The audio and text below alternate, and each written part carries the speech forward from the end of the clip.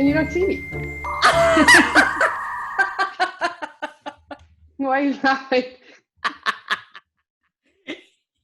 Came up belatedly and it was so intense. I'm trying to hold a face.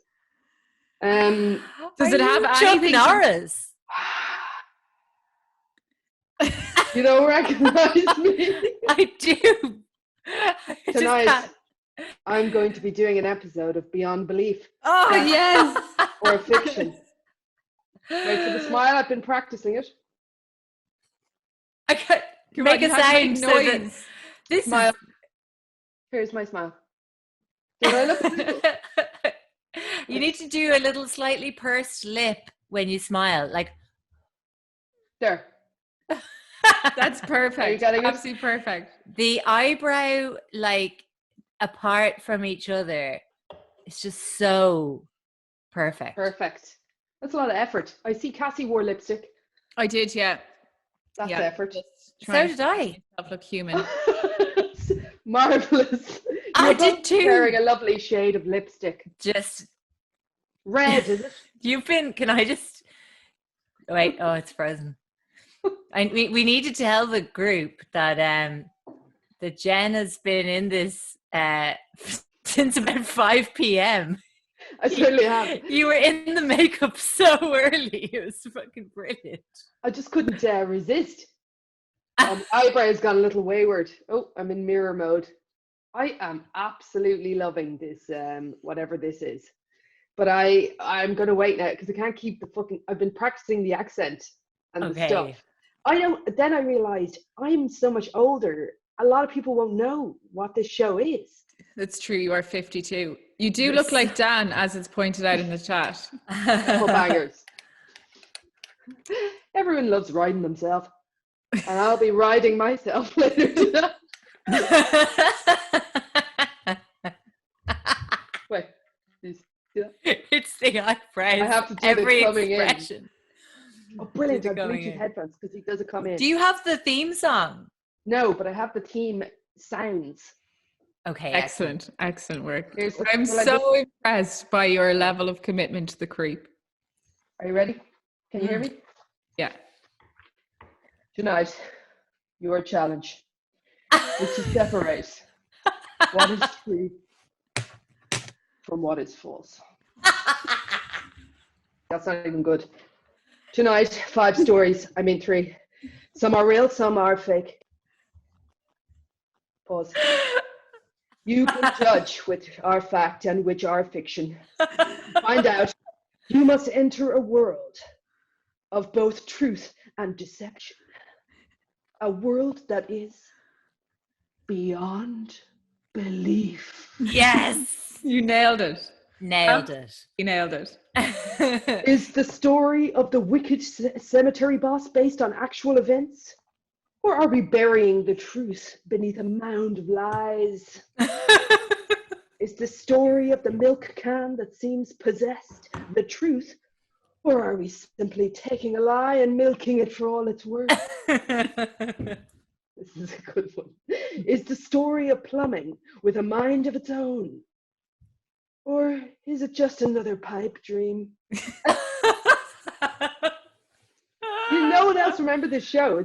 No, I Anyway, do. I think you're doing it wonders, though. Oh no, It's you're such doing a justice. really good I job. have several more. Shall I continue? I recommend viewing on Gallery View so that you can see the people who are hysterical The old and the yes. people who are just completely unfazed by this Baffled. turn of events.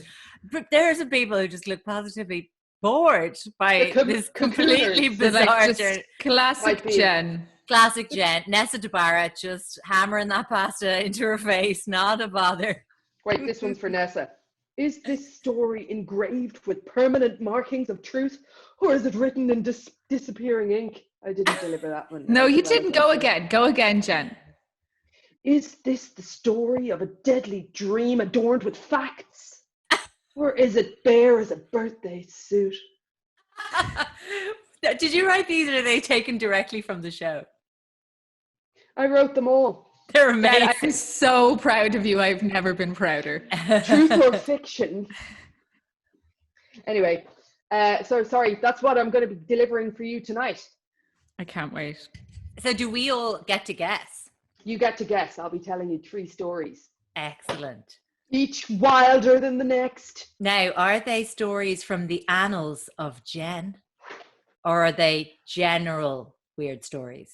These are from the actual show because nothing could be more insane than the fucking stories they came up with on this show. It is spectacularly stupid and exciting. Can I just ask, is that just regular poster paint you've just whacked all over your face? Is it shoe polish? What have you done here? Oh I my did a little God. contour pencil and it wasn't giving me the desired effect, so I switched straight to acrylic. I just accidentally privately messaged Harry. Harry, I'm not trying to slide into your DMs. I'm really sorry. I'll just send that to the whole group. It was a bit of a weird message to just receive privately from me.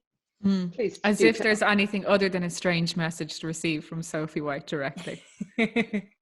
Okay, so excited, Jen. Let's go. Oh, you wanted me to? Well, shall I begin? I Yeah, think just you're go going for to it. I have to think- begin. I'm actually just here to dedicate the whole hour and a half to you, Jen. I know. I Let's think I might just retire gonna now. Sit back and relax. Difficult. I might refer a few times to myself. Can you see me doing this? Is the joke working? I haven't been. Sorry, I get back into character. It's taken me a few times to get through this without laughing. Okay. Welcome to Beyond Fact. Wait, no. What's my show? Beyond Belief. Belief. Belief, fact, or in fact, fiction. My first story, title, Bon Voyage. Charlie and Gwen Chandelier.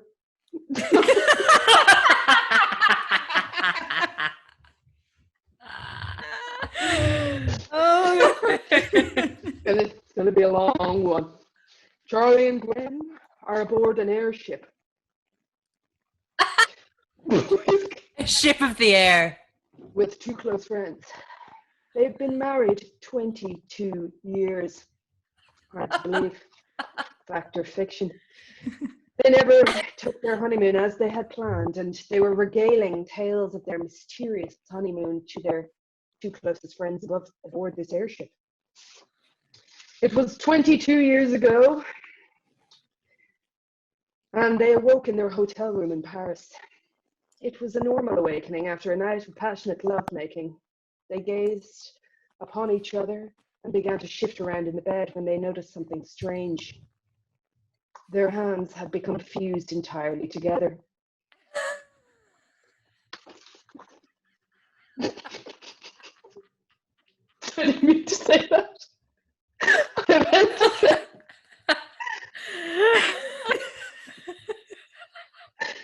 their wedding rings had become fused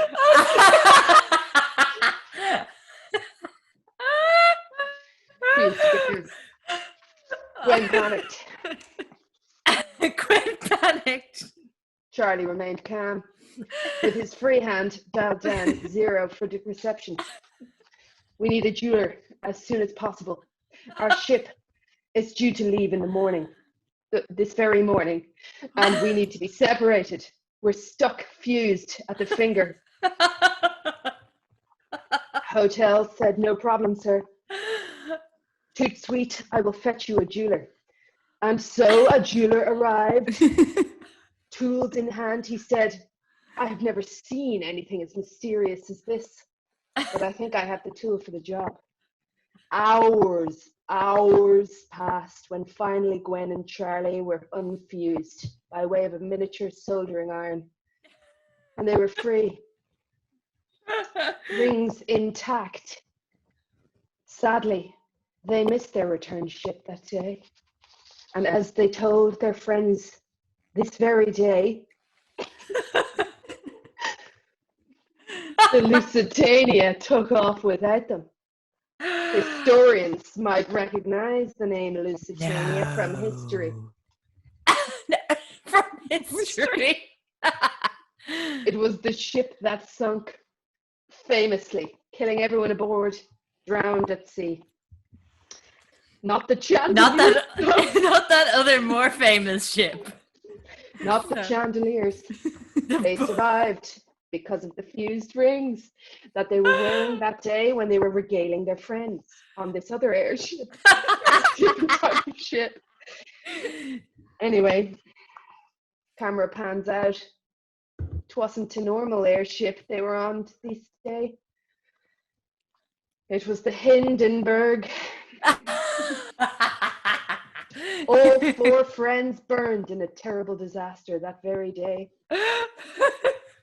Not saved by the rings on this occasion. No, they weren't. And that's one story.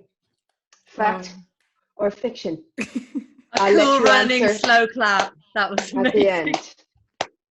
I'm going to say fact. I think that was fact from history. I It was true won't history tell from you history. until I have completed the other 2 stories. You let me Oh. know when you're ready for the next story. Title: The Man in the Model T. Ooh. Oh, go for it. Are you ready? I've never been more ready. A woman and her daughter Molly were at something I can only describe as a Protestant fete, selling their wares from the boot of an old Volvo. Desperate Volvo! Such a Protestant car. for money. No offense to the prods. You know it is, though. Molly was an attractive 17/18-year-old Just and on drew the eye cusp. of several other Protestant faith-goers that day. They were desperate for money to send Molly to college. She fancied herself as an engineer. Ironic, because she was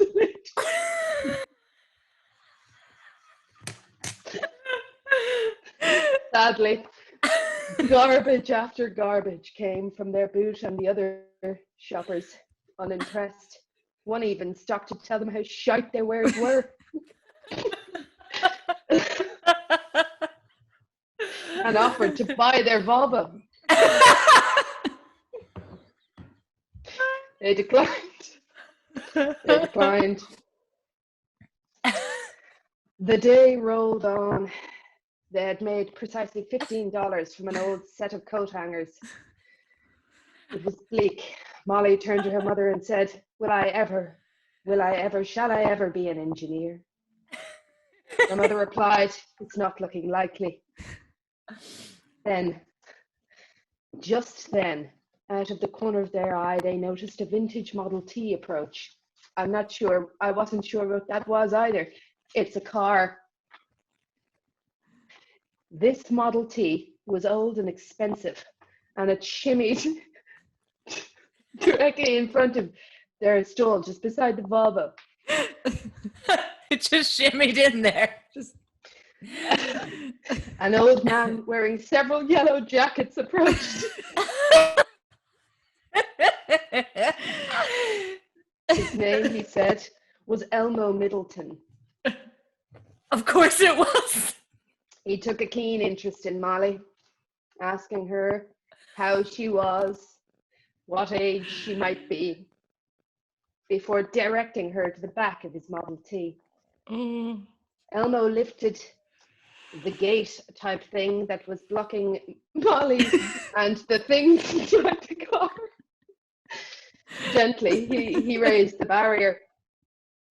Inside were some of the most spectacular things Molly had ever laid eyes on with her eyes. One thing in particular took her fancy. It was a glass lamp. Elmo said, why don't you make me an offer, Molly? Molly replied, but Elmo, I have only but $3. Surely that could not afford this beautiful lamp, the most beautiful lamp I have ever laid my single eye upon, 2 eyes. Elmo said, of course, please be my guest, Molly, this lamp, it is yours.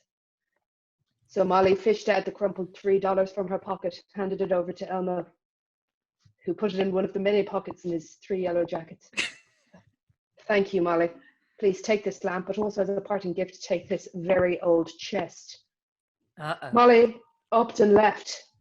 Elmo upped and left in his Model T. Slowly it drove away, making a lot of noise. Molly's mother returned. "What's that you've got there?" she said. "I don't know," said Molly. "Let's look inside, shall we?"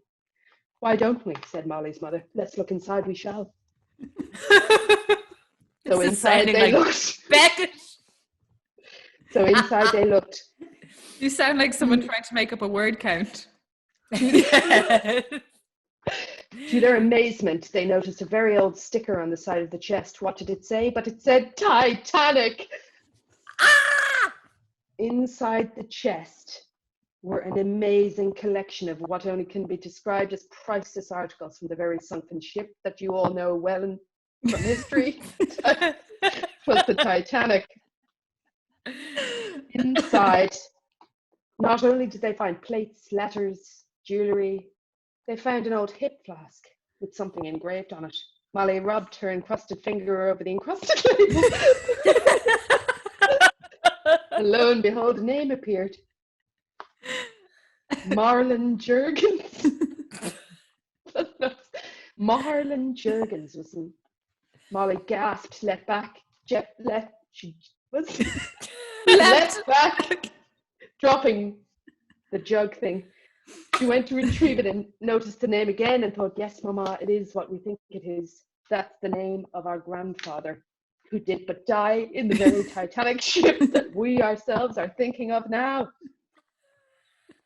And that's the end of story 2. Back to our fiction. Inside. I think the encrusted finger has the ring of truth about it. It has to be. I It believe has to be fact. fact. Fact. Definitely. My gullible crew, I see. I'll say no more till the very end. Segment 3, story 3. This one is close to all of our hearts. It involves an air traffic incident. It's sad, but then a little happy. Angel on board. Beth McGuire aboard the plane destined for Tahiti. She hadn't had a holiday in months. Very excited about this, she had bought a regular ticket, and upon approach, the air hostess said, "Why, give me your ticket, let me inspect it." By which time she said, "Oh, I think now I shall direct you to the first class department. I think you'll find you've been upgraded." Beth was excited.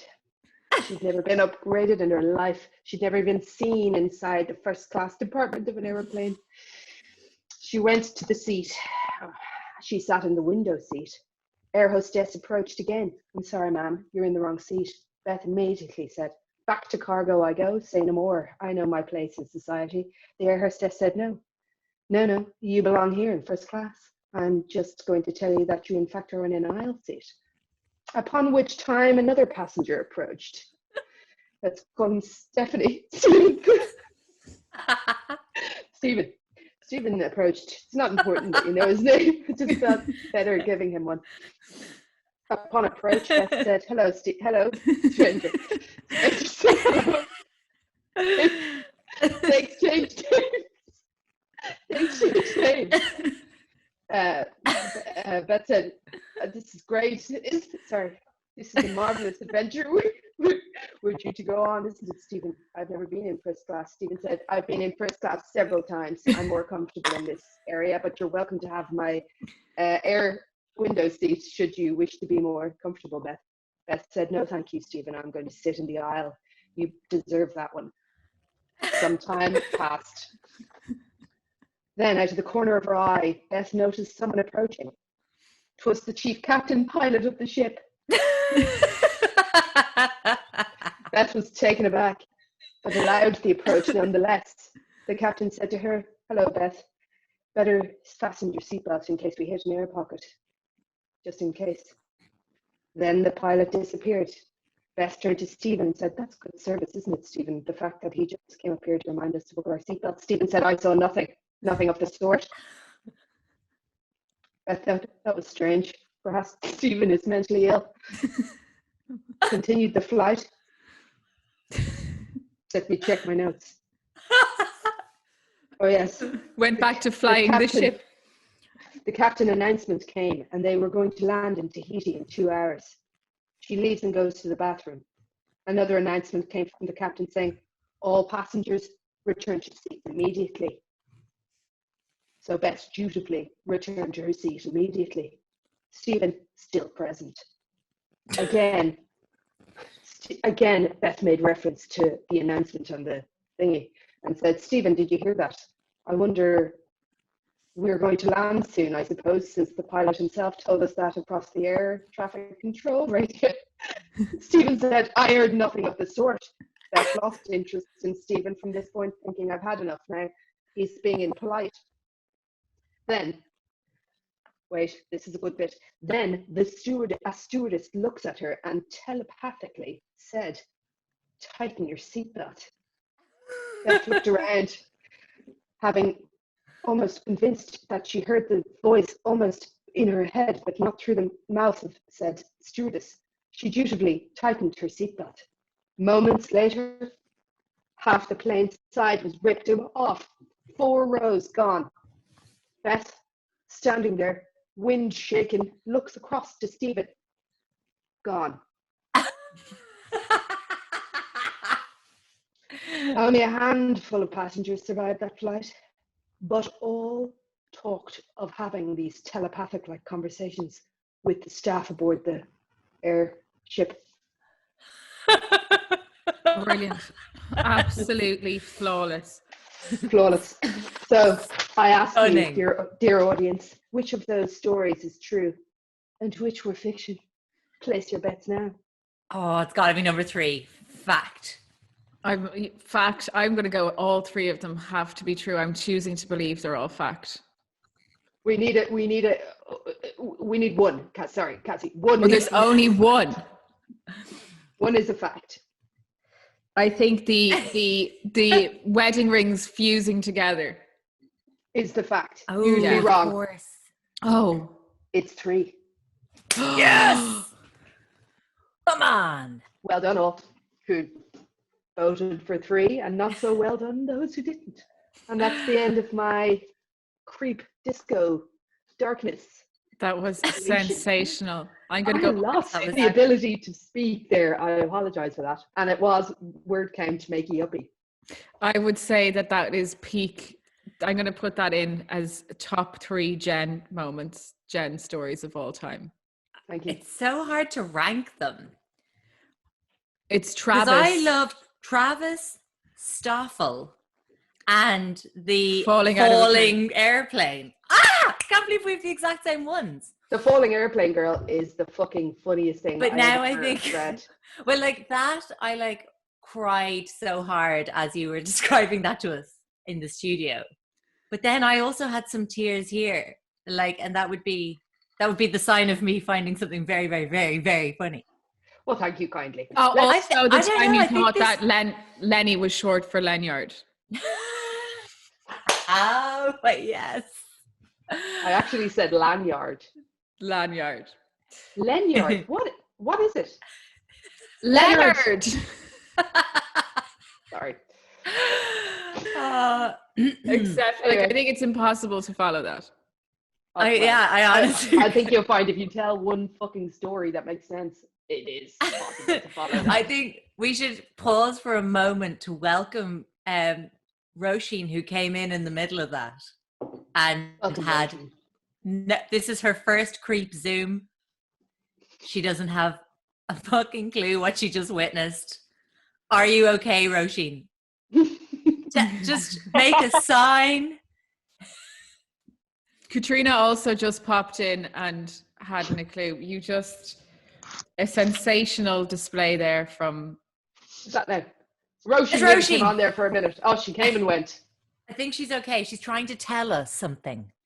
Oh, it's all good. I've been to the live ones, but I just I'm not used to Zoom, and I'm very confused. Welcome, Roisin. You mean you have reason to be confused? It wasn't explained to any of us. Oh my Very god! enjoyable. I'm hurting. I'm gonna have muscle pain from that. That was Who's got a horrific story now to follow up, just to bring us all down into? I the don't have a pleasure? horrific one. I've been focusing a lot of my attention on people who commit crimes or frauds for no other reason than just the jollies of doing it. well, And that sounds very like fun. it's just super fun. Has anyone heard of Rosie Ruiz? Yes. No. She is. Have you not? She became famous in 1980 for winning the Boston Marathon. Oh, okay. So she was she did a great time, right? She basically crossed the finish line after 2.5 hours, and had only ever run one previous marathon before, the New York City Marathon in 1979, which she did in a time of 2 hours and 56 minutes. So everyone was like, oh my God, Rosie, this is incredible. It's the third fastest time a woman has ever done the marathon in. But she died in 2000. She died last year, so this story started to resurface when she died when she was 66. But basically, Young. people became suspicious of her time in crossing the marathon because spotters had not seen her at any of the checkpoints along the 26-mile course. And after the race, when she was doing her interviews, she was really casual, totally fine, and mentioned her one previous run. And the interviewer, Catherine Switzer, a TV commentator, said, so you improved from 2 hours and 56 minutes to 2 hours and 31 minutes. And she said, yes, I trained myself, and refused to explain any further. There's no more explanation needed. When the commentator asked her about interval training, so workouts designed to improve your speed, she seemed to have no understanding of what the question was about, and pretended that she just didn't want to ask answer any other questions. So the ruse quickly unraveled.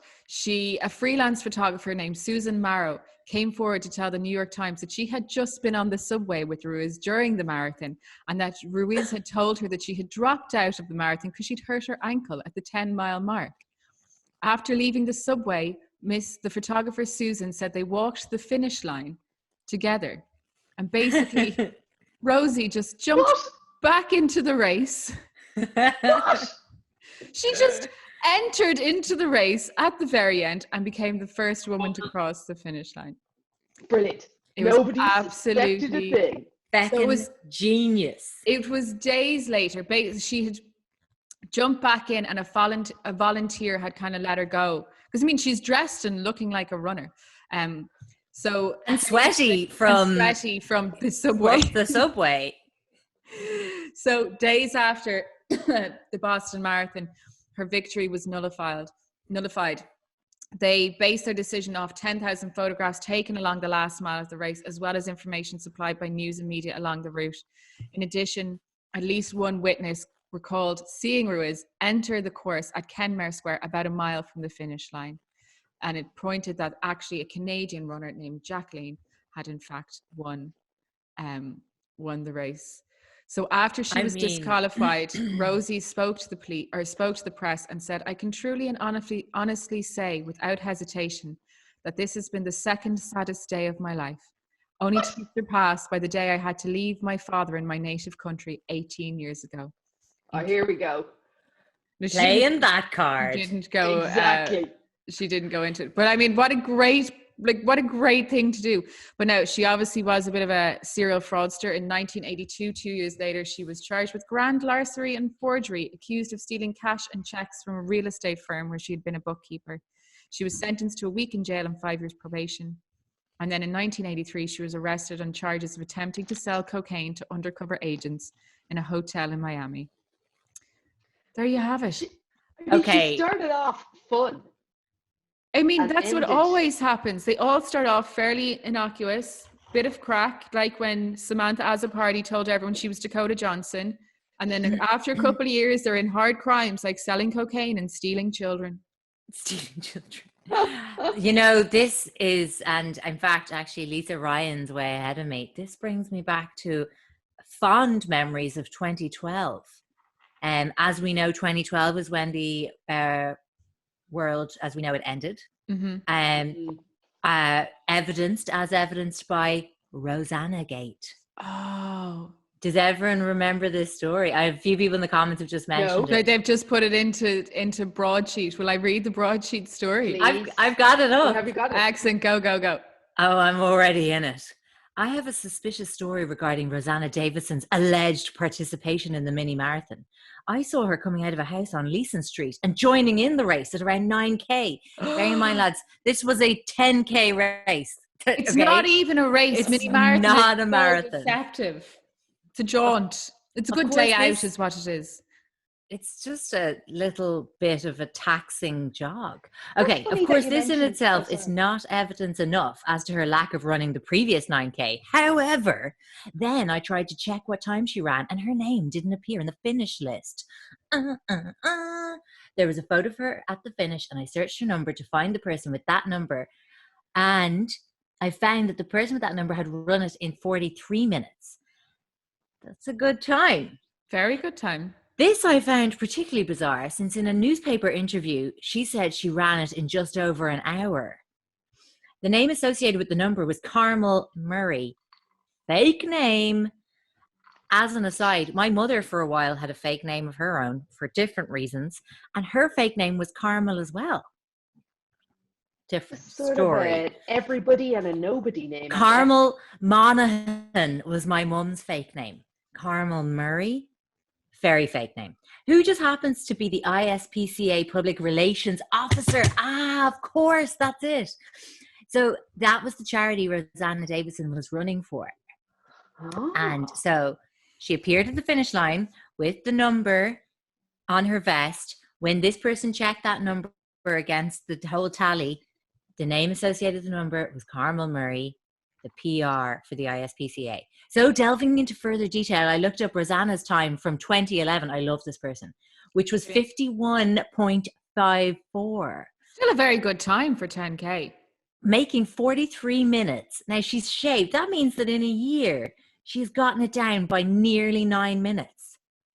That's, as this person points out, a Michelle Smith-esque level of improvement. Fucking And we all know how hilarious. Michelle Smith did it. Also, Whatever happened to Michelle? Michelle Smith forced this poor PR person to do the She race jumped for in her. a pool and she dissolved. Also, Rosanna posted a photo on Twitter showing her starting way back in the joggers section. 43 minutes would basically be impossible from starting so far back with so many walkers, etc., to dodge. So my surmise is this: Carmel Murray started the race in the joggers section, but it took about 20 minutes for her to cross the start line. Her chip was not activated then till about 3:20 p.m. She then left the race, ran over to Leeson Street, gave Rosanna her number. They planned that Rosanna would, quote unquote, finish the race in about an hour, but they forgot how long it took to cross the start line. So Rosanna accidentally came in 20 minutes early and suspiciously didn't even realize it. Amazing. Unacceptable. Oh, But like, That it seems like is- it's like a weird thing to sort of. This was brilliant. They actually, obviously, they took this to the highest court in the land. Excuse Duffy. me? Oh. Joe Duffy. And the ISPCA made a statement to Joe. Talk to Joe.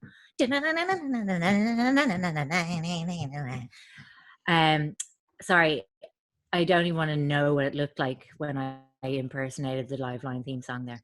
So they were adamant that Rosanna ran and completed the mini marathon in a very mini time of 43 minutes. but sure, like that's only about 10 minutes behind Sonia. Damn, I was over in the broadsheet tab and I missed some kind of excellent chat shit. What's Shaving happening? 9 minutes off your 10k time over a year is doable. Orla, come on. If you train yourself. Who would do Especially a if you have a marathon anyway? poor... Who'd be it's, arsed? it's a 10k, it's not even a marathon. Cheat on a marathon. Aim higher. And is that the photo in the broadsheet? Is that the photo that she finished with? Where is the photo? that photo in the broadsheet, she doesn't look like a person who's just done a marathon. Not one bit, and she's holding a puppy. Will I show it to everybody? Have you? Show it to the group. Is other Harry matching? I mean, my this is background? actually exactly how I look when I finish my 10K as well. Oh yeah, me too. Right down to Face this. and makeup. My I have this- extensions are totally intact. It's glorious. Who I have hands this you a parasitic puppy? twin as well that just comes out. Who has what? Do you know, it's funny, I went on a big Rosanna binge today, weirdly, when I was reading. Jen is never more than a few hours from a recent Rosanna binge. And what I was looking up was, you might remember, do you remember Glenda? You know who she is off the telly? Yeah, Gilson. Gilson. Yeah, so she used to go out with this kind of old rich guy who owns half of Dublin called Johnny Logan? Johnny Ronan was in a lot of trouble today. Johnny Logan. Johnny Ronan owns the building Bewley's operating out of, and he refused to lower their rent. Meanwhile, he owns the building McDonald's have, and he lowered their rent by like 1.5 million. And he Anyway, also owns like Google and shit. Like he owns loads of stuff. so apparently, right, Glenda used to be going out with this guy, and then they broke up. And the very day they broke up, didn't Rosanna get on fucking Johnny Logan's private plane and head off to somewhere? So they had a bit of a skirmish. I actually remember that bit of gossip. Yeah. Anyway, that's sort of a weird Irish. It is very Johnny Ronan. Sorry. Of course, Johnny Logan, different guy. Is he alive or dead? Johnny Logan. Dead, I We think. were Didn't he? the rock and roll kids. Rock and roll was all we did. Cass, do you have some more jolly fraudsters? That's all I have right now. I'm working on it. Sorry. I'm working on a local creep story. I didn't mean to call you out there. Yeah, there you go. It just Thanks sounded very like you much. might have been at the top of a listicle, and I didn't want to stop you. No, there you have it. Thank you very much. That was very good, and also always nice to be given a trip down the Irish history celebs lane. doing things memory lane. I read that. Maya Dunphy did a tweet about this fucking thing, right? So, and Cassie, Johnny Ronan apparently tried to buy her a round of drinks in, I think, Cafe on Seine at the time. And she basically told him around, and you can shove your drinks up your foreign jacksie. And she was doing rage tweeting about that today. Did everybody know Maya Dunphy had a baby with that comedian guy? Yeah. Are they not still married? I don't think they are, lads. Right. Okay. Sad, but whatever. Anyway, more Irish factoids. Aren't they That's back together? correct. Yeah, I didn't realize they had. I think that Jolly they baby. did get back together and then aren't again. But anyway, I feel like this is an awkward. I don't know why I Anyway, feel not to awkward worry. What do talking you about have this. for us this week? I have a slideshow. Hang on. Yeah. Love a pictorial. I'm just going to do a bit of a picture, and I want to play a bit of music to go with it. Oh, fabulous. I'm just going to share my screen with you all so that you can all get a kind of a contact anxiety from how many tabs I like to keep open. Oh, Oh, it's horrendous. You're Okay. asking for a bit of, I don't know, you're asking for a slow.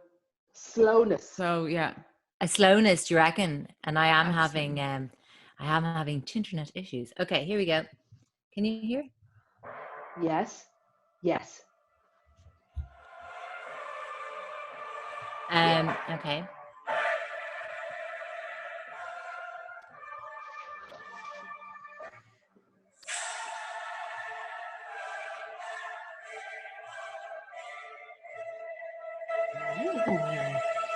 Huh.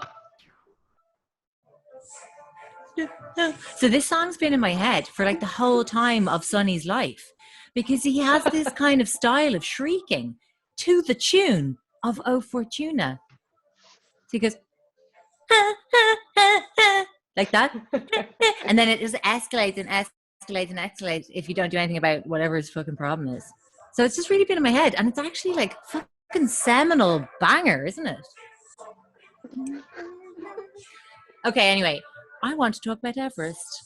Yeah. And I thought that song would be like fun and, you know, Everesty, kind of iconic. Very Everest. Now I want to get rid of it, but I don't know how to. Damn it. Press exit. Well, no, I want to get rid of the song because it's too much. You could just mute your laptop. That doesn't mute me though, does it? Try. Can you all hear me still? Yeah. Really? That worked. Yeah.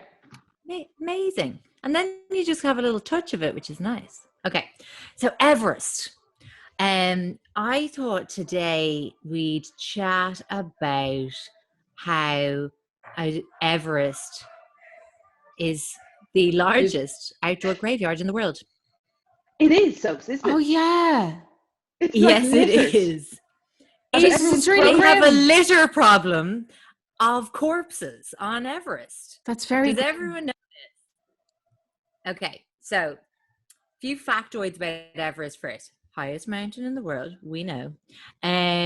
Its peak is like over 8,000 meters, or if you're feet and inches person, like 29,000 feet. So it's like the flight that like most airplanes are cruising at, basically, is the top of Jesus. Everest. And it was what's really mad is, right, so what put this in my head was that it is like Everest season at the moment, because there's like 2 summit windows in the year. One's in May and one's in September, and it's like there's a gap in the weather where there's like about something like 13 days where it's like the best, most ideal conditions if you're going to shoot for the top. And about 800 people a year attempt to summit Everest in these tiny, like 2 weeks in May, 2 weeks in September kind of time periods. And as a result of like loads and loads of commercial expeditions starting to take over the mountain, so that's where like you can pay $65,000 dues, or even real dollars, Whoa. American dollars, to be brought up the mountain by like an expert guide. And you don't have to do any kind of training or prove your qualification at all. It's crazy. Like, you have to qualify for the New York Marathon, for example. But you can just fucking, if you have enough money, swan up Everest. And so as a result, there's been loads of overcrowding on Everest. So this is like a famous part of the final. Look at that. This is, I think it's called the Hillary Step here. And it needs to be climbed in single file. And as you can see now, you actually basically, you're queuing outside East Wall Aldi there is what's happening. I don't know if anyone's fucking been over there at the moment. It's like an hour wait time minimum every hour of the day. Oh, it's ridiculous. People aren't quite dying in that queue, but fucking hell. Anyway, Sophie, people are dying in this queue. Jesus Christ. Are we, sorry, thank you. Are we looking exclusively at white, rich people?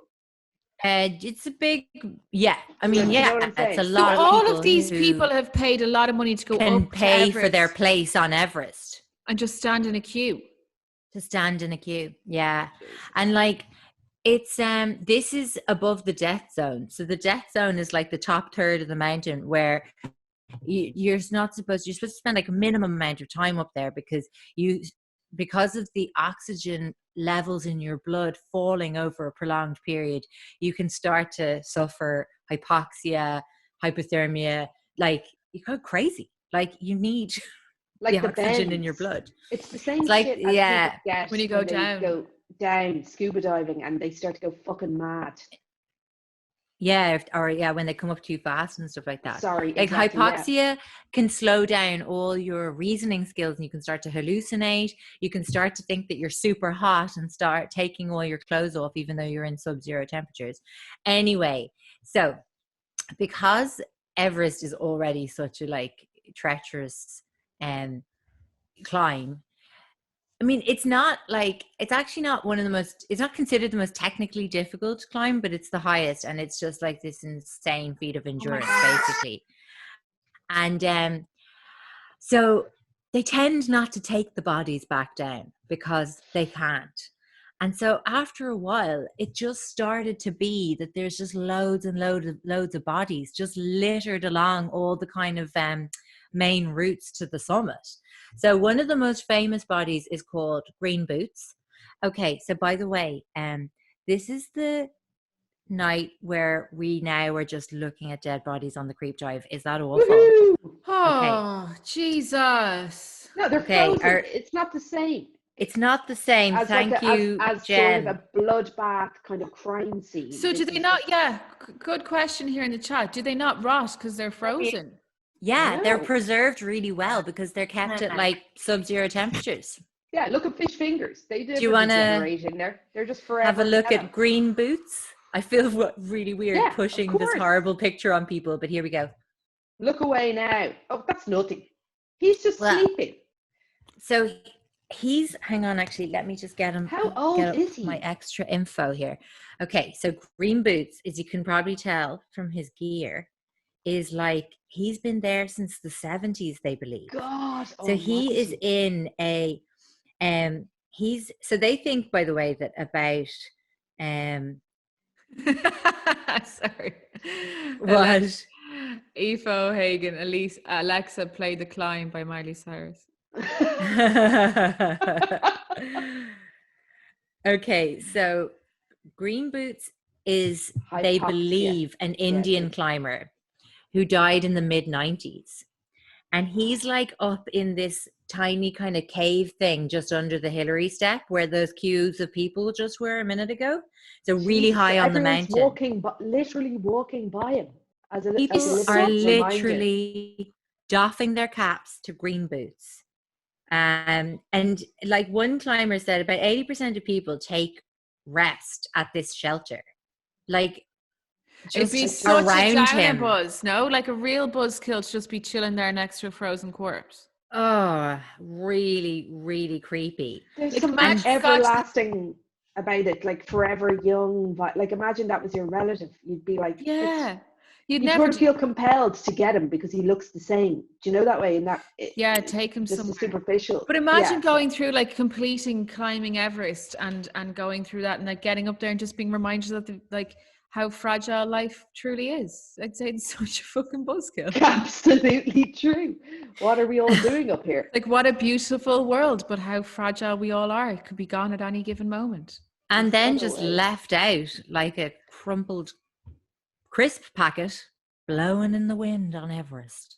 Could I think it's his weird family because have there's a gotten him? kind of, no. I mean, Well, they absolutely no. basically stopped retrieving them because other people were dying in the attempts to retrieve them. Gotcha. So like it was just like throwing good after bad. Dodgy phrasing Declan, there. That's how I felt climbing Croagh Patrick. Really, Declan. A lot of Did you elderly summit- people passed did you- away. So much for Patrick Declan. So even more freaky, right? You see where this guy is in this kind of little cave thing. He actually has a pal now. Oh dear. So there's another guy, an English mountaineer, who died trying to do a solo attempt on Everest. So that's where you're not in a commercial crew and you're just climbing alone. And he was, I don't know, his climb was kind of a bit controversial because like you can climb with supplementary oxygen, which gives you a better chance when you're above the death zone period, but like some kind of purists are a bit anti using oxygen, but it's madness. Even all the Sherpas use oxygen now because like it's their livelihood and they're just trying to ensure safety of others. So anyway, this young guy, this English climber, he had like minimal amount of oxygen for emergencies and he was attempting a solo summit and he went in to this little cave not feeling great, and he kind of like sat down and basically put his arms around his knees in the corner, and as one article put it, he joined Green Boots in his cave, sitting arms around his knees in the corner Oh, forever. God. Oh no, Like- you're not going to send like it's someone just hugging themselves to death. Yes. And this thing with David Sharp caused a whole big controversy at the time because loads and loads of climbers passed while he was dying in there in the cave. and And nobody people helped him. didn't help him because they were in the Yeah. middle of their own 65 That's grand bid for the summit. 100% wrong. I mean, if you did, like we discussed, we recorded another creep this week for next week, but like we discussed on there, if you fail to help somebody, is that not illegal? I mean, it certainly is in America. But it is, and certainly it is now. Yeah. Yeah. It's like there was an outcry basically after it was discovered that at least 40 climbers climbed past this young guy, David Sharp, as he was dying. And he was making noises. Like he was sort of going like, help. Well, sorry, now he was probably sorry, Jen and I the only people there. Like, help. Oh, It now was awful. He was God. going like whatever. He was probably fucked because the thing is with hypoxia, you could become kind of like a drunk person. Well, Like that's it. reasoning gets all fucky. And is it like the equivalent of trying to help a drowning person? You're better just to swim on by. Well, that's the thing, right? So there was a few attempts to kind of help him, but they're all so fucking addled at this stage. Like if you watch kind of climbing mountain documentaries or movies, like sometimes you can see it that like they get up above a certain altitude and it suddenly is like a bit of a roll of the dice about who can actually survive the effects of the oxygen deprivation. And they all start acting completely illogically. And like, so 2 Sherpas tried. Oh yeah, and everything is just 100 fucking times harder. Like weight at that altitude, when your body's so compromised, apparently things feel like genuinely 10 times heavier than they would at normal at sea level, because it's just so taxing on the body. And so these 2 Sherpas tried to move your man David Sharp, and it took them 20 minutes to move him 4 steps. Fucking hell. They were trying to move him out into the sunlight. Oh God, to defrost him so he would decompose and go away. No, No, to try and buy him a bit of time. Oh, I think they just want to try to like help him, but like they just realized they couldn't, and it was just impossible. And then happen to know like what happens to your effluent when you're climbing like this? What do they do? Well, the thing is, like in base camp and stuff like that, they have toilets and a lot of facilities. And then the way Everest is worked out, there's like base camp, camp 2, 3, and then the summit, I think. Yeah. Or else it's 2, 3, 4, and then the summit.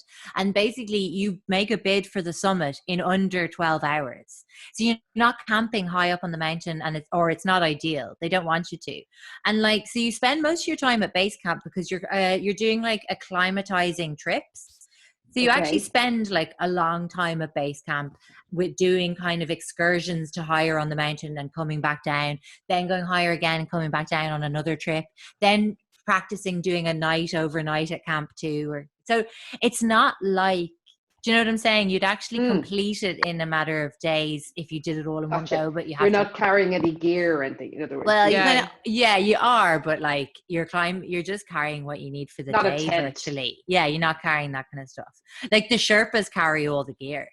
Anyone who climbs would have a Sherpa pretty much. Not this David desperate gig. I wouldn't say they're getting much of that 65 grand. Does that pay well, I wonder? I think it probably is one of their best bets in terms of like a good career, but like horrible because a very high mortality rate. Yeah, well, they're unbelievably fit, and they also like were born and live at altitude that's already higher than us. True. So I suppose them going to base camp is not the same as us going to base camp from sea level. It's like a little jolly up to the Hellfire Club. Anyway, the first guy who ever, like the kind of recognized first summiter, Edmund Hillary. Have you ever heard of Sir Edmund Hillary? Yes. He came out when he heard the whole David Sharp story. He came out and was like disgusted at everyone's behavior, and he particularly went after this guy called Mark Ingalls, who's a Kiwi climber and inspirational motivational speaker. And he was like, Mark Ingalls should have saved him. Now, Mark Ingalls is a double amputee. And Excuse what?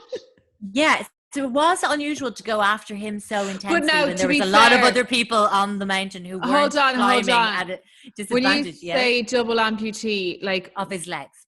both legs, not Both just like legs. one leg and one arm. Like he could have hooked him around and I don't know. No, I mean, he had his fucking work cut out for Okay. him. Mark Ingalls already had his work But cut out sorry, for him. does he really have his work cut out for him if he hasn't got any legs? Because obviously someone's helping him up the mountain. Well, like, Like, just he's to not the going extent up of on his anyone arms. else. Not if he's on a sleigh. No, he has, He's half the weight of a man.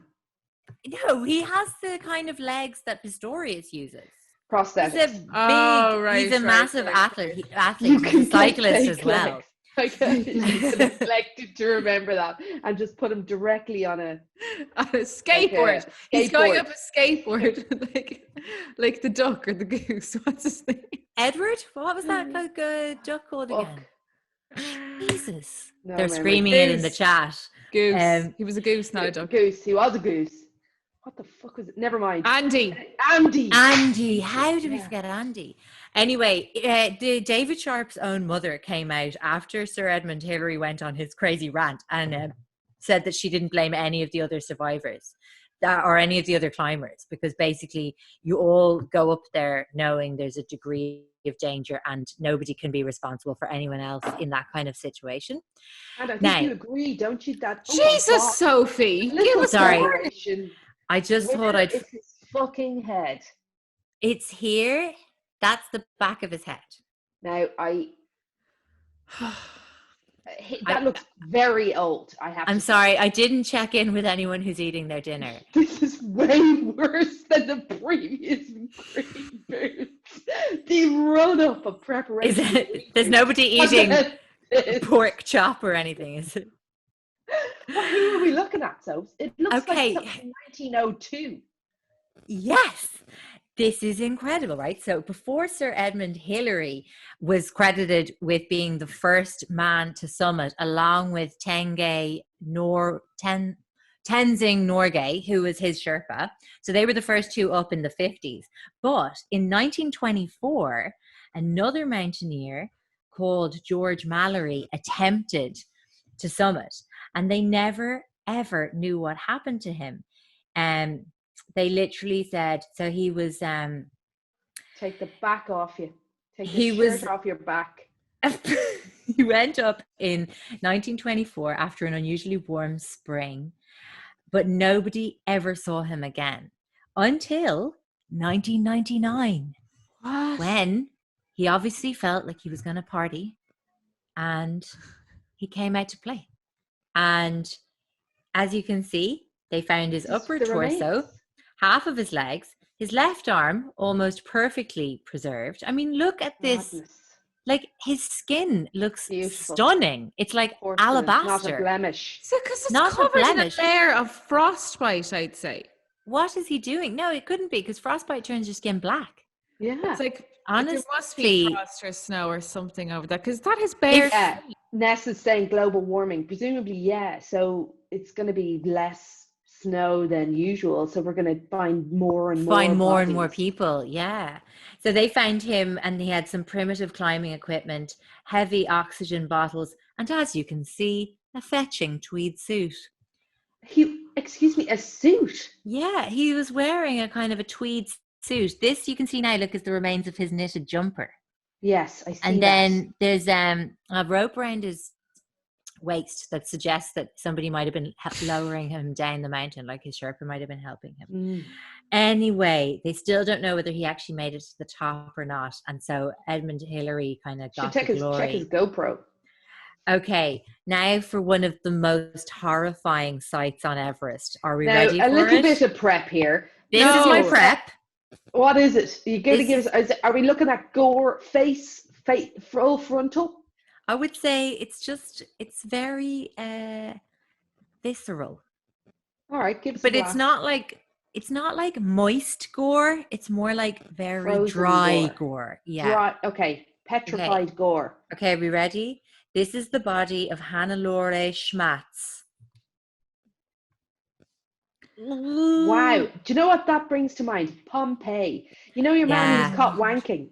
Not caught. Literally Caught. frozen for all time having a wank. That's what this guy looks like he's doing. Is that? Am I wrong or am I right? I think he's protecting his manhood. This is a woman, guys. This Oh. is Very interesting. I the apologize. first woman to die on the mountain back in the late 70s. Well, that's Gender Actually, equality. if you look, you can see that her pedie is still intact. Are they her bare feet? Yeah, one Why would her barefoot, bare one in a foot be sock. exposed? I think Someone it's robbed her exactly- shoes. Maybe. No, someone robbed her shoes. Clearly. No, I think it's the paradoxical undressing that people get when they have the Sexy hypoxia. shoulder out for the lads. Oh, the So cold Claire. shoulder. Very good. So Um, yeah, the madness led her to feel that she was overheating. hot, yeah, instead of dying of cold. So what actually happened was Schmaddy actually reached her goal of summiting the mountain. Fair balls. Round of Then applause for fair her. fucking balls to her. And then on her way back down, she camped in that death zone, the upper third of the mountain, because she was Got her absolutely period and shagged. died. Of She was wrecked. And her Sherpa was like, do not do this. Oh dear. Schmaddy, don't do this. And then she And her did. Sherpa abandoned her. Yeah, well, he wasn't about to. But she Camp in didn't. the Oh, death sorry. Whoops. Oh Jesus! Sorry. Mary and fucking Joseph. Sorry. That was just from the private collection. So whoop. She actually survived the night up in the death zone. And this is galling. This is fucking gutting, right? She made it through a snowstorm at the very top of the mountain. And then she got down the mountain and she was like 300 feet from base camp and my from God. first aid, presumably, when she lay down and gave into exhaustion and died. And so That is so fucking sad. sad. And so her body remains on this really well-trodden route to base camp. People are like and- gutted. Gutted. Did we think she might have survived? And this is her. I mean, what do you think we're looking at? So she remained in plain view of this route. Now, there used to be a backpack here. Imagine the backpack has rotted away. Oh my and God, she yeah, is and still that's preserved. No. Couldn't be. She'd have some It's solid abs on true. her. It's You true. would, your whole backpack would not rot away, leaving you with a pair of knitted socks. Yeah, it could. It just depends on like everything. Like, where's I guess, don't know. maybe if What's that the was kind of sticking out of the aspect of snow. her? Yeah. But the socks You're are probably right. woolen as well, so they're going to freeze, I'd say. Whereas the backpack was probably like other plastics and things. yeah. So And look what's like happening literally. around her head and face. Okay, so Looks like she's a burn victim. I'll That's tell you all. what happened here. Yeah. Right? She Yeah. used to have. Well, So- frostburn is a type of burn. Your skin Yeah. reacts in a similar fashion. Just picture this, right? Her eyes are open, and she used to have some lovely Head of hair hair. blowing in the wind And it until literally blew one right off. year, winds of 70 to 80 miles per hour. Literally blew. blew the head off her. Yeah. Man. It just- If you were going to Everest though, and you're 300, what was you, 300 feet, did you say, or 300 meters from base camp? 300 feet. 300 feet. So you're just like, you're barely in it. Would you not just see her and turn around? You'd be like, not for me. Not for me. Yeah. Not What do worth you it. mean? Like you wouldn't help her? No, but like, No, as in, I mean if now. she's still there, that frozen Sorry, of corpse course, is still yeah. there. You've gotten up, you've had your breakfast, you've headed off 300 feet. Like, that's no distance There's at all. Poor baldy schmaddy right there. What's Now, 300 feet in kilometers? It's a type of person. It's who's 1/3 doing of this a gig in the 3 first feet. You're looking at pretty particular personality type that's doing this. Like they want the glory, for their own personal reasons or to show off to their mates. I don't think it's like your average kind and normal human embarking on this fucking journey that endangers not only their life but the lives of these Sherpa people as well. I mean, it's ultimately an incredibly selfish thing to do. Sorry, she's 91 meters from base camp. Like, If you're like Rosanna Davison, you're a couple of seconds into your walk and you catch a corpse. Like, it's not even the fucking 100-meter dash. Well, you will be glad to hear that a strong wind has actually pushed her now all the way off the mountain. Oh. Yeah. Rushing. She doesn't even reside there forevermore as kind of a fuck you to Everest. No. She'd possibly like landed in the back garden of someone in Tibet. I don't know. Just fucking. Just alongside the M50 instead. On what you're That's saying, sad. 2 people died trying to rescue her. Really? Yes. That's But she died in a Like, terrible it doesn't storm. surprise me. She survived the terrible storm only to then die like here. It's like when you go skiing but you have a little accident in the car park. You know? Yeah, gotcha. Like if you take they a do spill. say that, don't they? They say Yeah, in a 'cause car, you're not you're focused. most likely to have the accident, you know, in a very short circumference just of your as you home. come, yeah. Okay, will I show you just one? This is like a positive note to end on. Wait, like- no, Neve's doing a little sing song. They'll be coming around the mountain. when So she inappropriate. comes. They'll be coming around the mountain when she I comes. can't believe what this podcast They'll has be coming descended around into. the mountain. Coming around the mountain. Coming around the mountain when she comes. Okay, so just everyone prepare yourselves now for another little shock. So Now, we were Um, prepared for that because we'd seen it. you'd seen it We've already. seen this. I have to point out as well that this image on the left actually looks like when Rebecca Murphy dressed up as Peg a couple of weeks ago. It does. Oh my actually. Fucking God. uncanny. Uncanny. I was going to Sophie- say actually a good likeness for Jen O'Dwyer. I may, thank you. I may be wrong, but I And looking at this the woman- same person who recovered from. No, Yes. 2 different people. Yes, This the fuck? one looks like, who's your one from 10 Things I Hate About You? Not Alex Mack. Julia Stiles. Julia Stiles. Doesn't she look like Julia Stiles? Better. Doesn't look dissimilar from Julia Stiles. A bit younger looking. Okay, so this is Jean Hilliard Which one? and both of them. Sorry, they are the same fucking person. They are this. She's an alive person, or is this when she died? So she almost froze to death and someone rescued her, and now this is what she looks like, a little warmed up. Or Th- Cassie, this is her This is death. her and this is defrosted. when Or she- this is her dead. Yeah, Oh, no, I'm going to say she survived and defrosted. She's in hospital in the she second. looks to be in hospital there. Okay, She could have been having a so standard appendix operation. this is gallstones. This Dead. is left out to die of exposure. No, Wow. it's the reverse. Okay, so Jesus, Jean Sophie, Hilliard. don't do Get that outta to here. us. We don't Jean need to- Hilliard survived being completely frozen. That's like- unbelievable. As in like cryogenic style. As in forever young style. Now, hang on. Fucking Yes. I have researched cryogenics for an upcoming creep. Love it. Mhm. So I Creepogenics. know it's not actually possible to be dead and frozen for any extended period. I mean, you're talking seconds. Do you mean alive and frozen?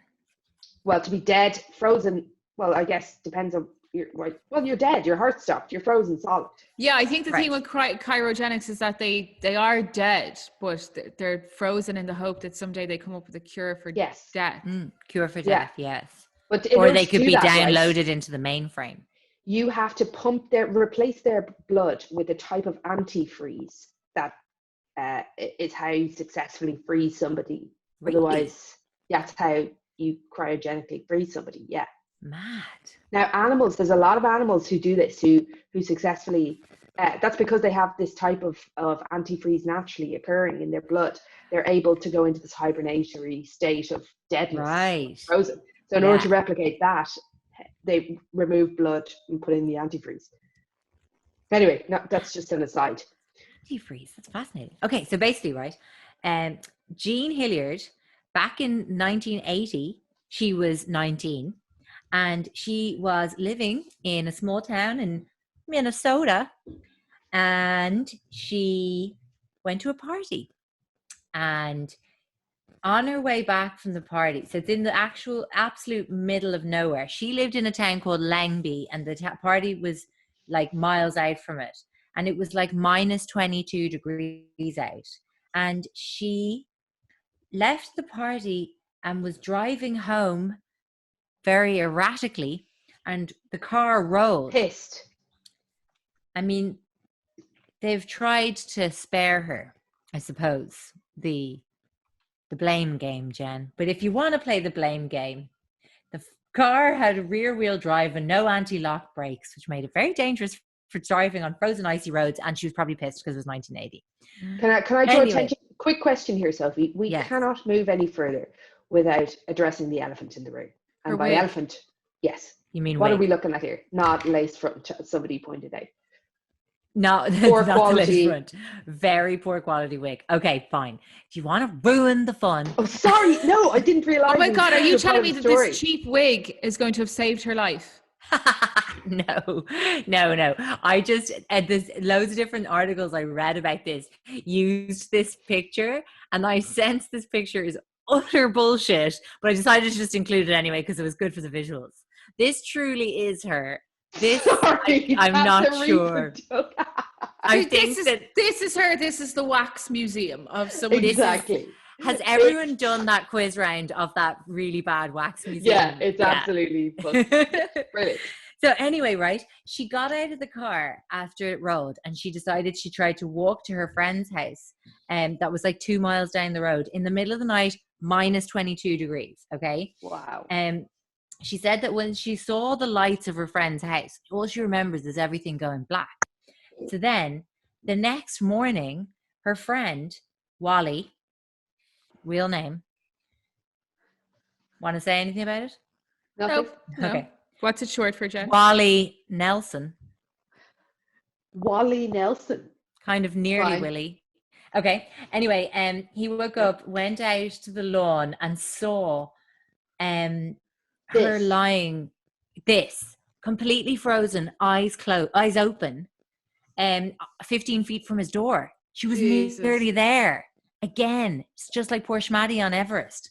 Too pissed. I mean, he said she was frozen solid, and so they couldn't get her into the cab of his pickup truck Because they because couldn't bend her. they couldn't bend her. So Fucking they ended up amazing. having to like feed her into some other car through the back, Just legs threading out the her- window, Yeah. Holy and shit. drive her to the hospital. And when they got to the hospital, they were trying to give her an injection, or give the body an injection, and her skin was frozen so solid Solid. it kept snapping the needles. Madness. Madness. But then they decided to try anyway. There was no sign of life. Like, she was frozen with her eyes open, lads. The Oh my doctors were like, Because you know what happens when you her freeze? temperature. Oh yeah. When you freeze something, it expands, which is why they take your blood out, because as soon as that expands, the cell walls expand. Sure, they rupture every fucking part of you. Oh God, You know, yeah. It's like you sort of do 100 million, 1,000 million mini explosions go off, as you're freezing.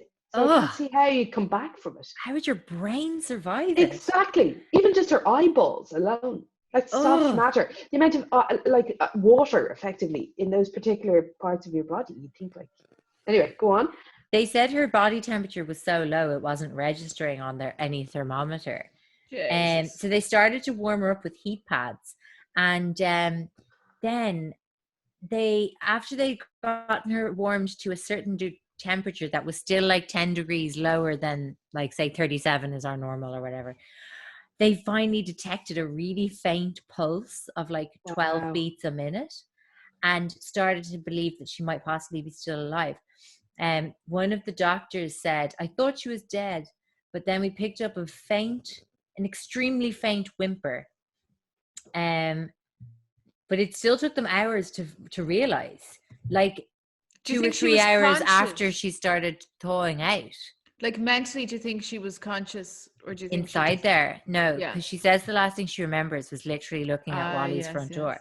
But the doctor said the body was completely solid, like a lump of meat out of a deep freeze. Madness. Claire here in the chat, Sophie, just said, you have to be a certain temperature before you can be declared dead. you are not dead until you are warm and dead. Well, Interesting. that's so funny That's true. because that's what I thought that was what I was going to call this story. You're not dead until you're warm and dead, because that's also what one of the doctors in this article said about her. Yeah, they said that you sometimes encounter patients you can knock on like wood. They feel rock solid frozen, and exactly no one is dead until they are warm and dead. What a terrible way to describe some tragedy that someone's going through. You can knock on them like wood. That It's is just a so literal- insensitive. So insensitive. It's not. I've used that very phrase, I think. I'm just going to go for a piss, but I can still hear you on my headphones. Divine. Is there a microphone on those headphones? Maybe. Can you still hear me? There is. Yeah, we can. Okay. Still with you. Well, now I feel like we should just kind of like spend some time with Jen and the Jacks. It's Jen and the Oh, Jacks. if you can hear it, you can. Would you just talk over me, perhaps? That would be the polite friend. Do you want us to just hum? I'll just turn up the classical music. She's actually just gone Hey, I don't behind watch. the virtual background to have a piss in that room. She's just pissing on that bird. Look at her. And he's looks Haven't like washed he's my going, hands. wash your Sorry. hands, Jen, of all the No, times. I know, but it's fine. Go on. I love the way you pissed in front of 180 people, but you thought washing your hands, nah. It's fine. I Anyway, didn't get corona from here to there. You only wash Um, your hands for number 2 anyway. Oh my god. I wanted to just tell you the last line of this article about Jean Hilliard. She survived. She was literally chatting hours later after being thawed out. She was stressing about having wrecked her dad's car. Get the fuck out of And here. then this Hours. incredible line, hours, yeah, by lunchtime. So then anyway, they finished this article off with, Jean Hilliard now leads a pedestrian life. Oh my god. She suffered no ill effects from her ordeal and has since married, had kids, and divorced. She also never drives on icy roads at night. I just was like, iconic last line. Thank you. Insult her after everything. Pedestrian That's life. amazing. I mean, I think amazing. We learned a lot. Thank you. That was fascinating. Thank you for all those images. I We all completely casually forgot I was- absorbed of dead people. Do you Beautiful. see dead people? Does that bring us all to a close? It Should we certainly unmute does. and do a hello and goodbye? Yeah. Other Harry. Thank I you see what all. you did there. We're very alike, Other Harry and me. Can you guys see that? Yeah, I saw it earlier on. Very Don't do the good. irony. Oh, Petra's back with a vengeance. Thanks all. Thanks for coming. Thank you. Um, Thank you. Bye. We'll see you next week if we don't get sued. Adios. Adios.